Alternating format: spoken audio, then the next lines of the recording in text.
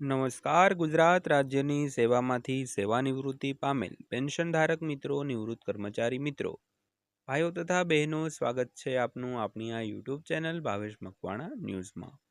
તો પેન્શનર મિત્રો, આજ સાંજના મુખ્ય પેન્શન સમાચારમાં આપણે વાત કરીશું ગુજરાત રાજ્યની સેવામાંથી નિવૃત્તિ પામેલ પેન્શનરો માટે આજરોજ તારીખ 25/4/26ની સંધ્યાએ આવ્યા છે એક મોટા સમાચાર.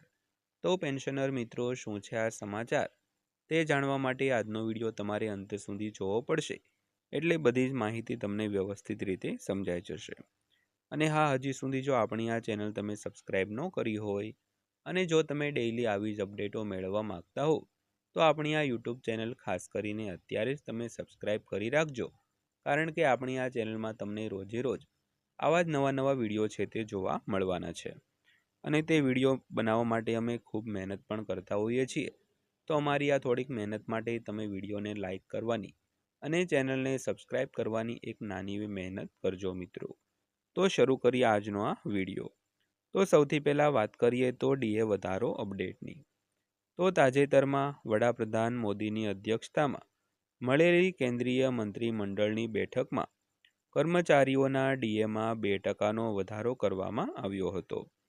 તો આગામી 6 મહિના માટે તેમાં ફરીથી 3%નો વધારો છે તે થઈ શકે છે.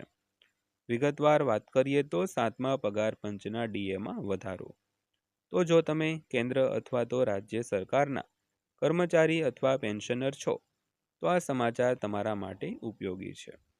તો હા, થોડા દિવસો પહેલાં જ કેન્દ્ર સરકારના કર્મચારીઓના મોંઘવારી ભથ્થા એટલે કે ડીએ એટલે કે ડિયરનેસ એલાઉન્સમાં 2%નો વધારો કરવામાં આવ્યો હતો. તો આ વધારાથી ડીએ 60% થઈ ગયો છે.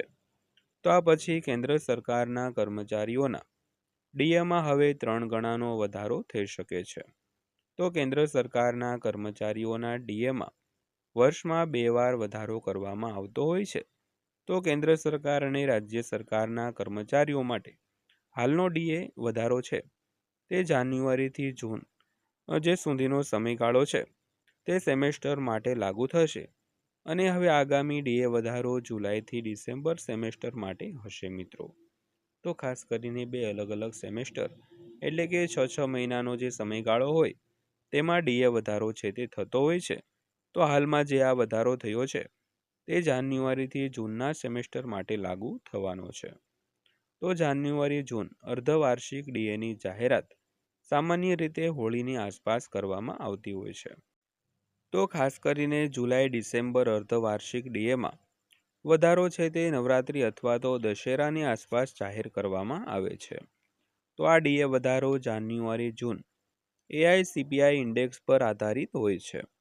તો હવે આગામી ડીએ વધારા અંગે કેટલાક મીડિયા અહેવાલો દાવો કરી રહ્યા છે કે મોંઘવારી ભથ્થામાં 3%નો વધારો કરવામાં આવશે, જે વર્તમાન 60%થી વધારીને 63% કરવામાં આવશે મિત્રો.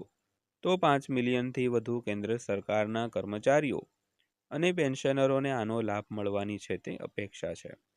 તો ખાસ કરીને હાલમાં એટલે કે તાજેતરમાં 2%નો વધારો થયો છે. તો હવે ઘણા મીડિયા અહેવાલો એવું કહી રહ્યા છે કે આગામી વધારો જે ઓક્ટોબરમાં અથવા તો નવેમ્બરમાં જાહેર થશે તેમાં હવે 3%નો વધારો થવાની ધારણા છે. ત્યારબાદ જોઈએ તો કેટલો પગાર વધશે. કેન્દ્ર સરકારના કર્મચારીઓના પગાર તેમના પગાર બેન્ડ પર આધાર રાખે છે. તો લેવલ 1 હેઠળ કામ કરતા કર્મચારીઓનો મૂળ પગાર ₹18,000 છે. તો આ રકમમાં 63% ડીએ વધારાને ઉમેરવાથી કુલ ₹11,340 થાય છે, જેના પરિણામે ₹29,340 થાય છે. તો પગાર સાથે અન્ય ભથ્થા પણ ચૂકવવા પાત્ર છે. તો લેવલ 18 હેઠળના કેબિનેટ સચિવના પગાર પર નજર કરીએ તો તેમનો મૂળ પગાર ₹2,50,000 છે. તો 63% ડીએનો અર્થ ₹1,57,500 થતો હોય છે મિત્રો. ત્યારબાદ વાત કરીએ તો સરકારે ડીએ વધારાની જાહેરાત ક્યારે કરી હતી. તો લગભગ એક અઠવાડિયા પહેલા 18 એપ્રિલના રોજ કેબિનેટે કેન્દ્ર સરકારના કર્મચારીઓ માટે ડીએ અને ડીઆરમાં વધારો કરવાની જાહેરાત કરી હતી. તો અંતર્ગત કર્મચારીઓ અને પેન્શનરો માટે ડીએ અને ડીઆરમાં 2%નો વધારો કરવામાં આવ્યો હતો. તો પ્રધાનમંત્રી મોદીની અધ્યક્ષતામાં મળેલી કેબિનેટ બેઠકમાં લેવાયેલા નિર્ણયો અંગે માહિતી અને પ્રસારણ મંત્રી જે અશ્વિની વૈષ્ણવે જણાવ્યું હતું કે ડી અને ડીઆરમાં વધારાથી સરકારી તિજોરી પર વાર્ષિક રૂપિયા 6,791.24 કરોડનો બોજ પડશે. તો સરકારી કર્મચારીઓ માટે ડીએ અને પેન્શનરો માટે ડીઆરનો આ વધારાનો હપ્તો 1 જાન્યુઆરી 2026થી આપવામાં આવશે મિત્રો. ત્યારબાદ અંતમાં જોઈએ તો 8મા પગાર પંચ અંગે શું અપડેટ છે. તો આ કમિશનની રચના 3 નવેમ્બર 2025ના રોજ સત્તાવાર રીતે કરવામાં આવી હતી. તો તેના અધ્યક્ષ ન્યાયાધીશ રંજના પ્રકાશ દેસાઈ છે. તો કમિશન કર્મચારી સંગઠનો એટલે કે NCJCM અને પેન્શનરો પાસેથી સૂચનો માંગી રહ્યું છે. તો કમિશનને તેમનો અહેવાલ રજૂ કરવા માટે 18 મહિનાની સમયમર્યાદા આપવામાં આવી છે.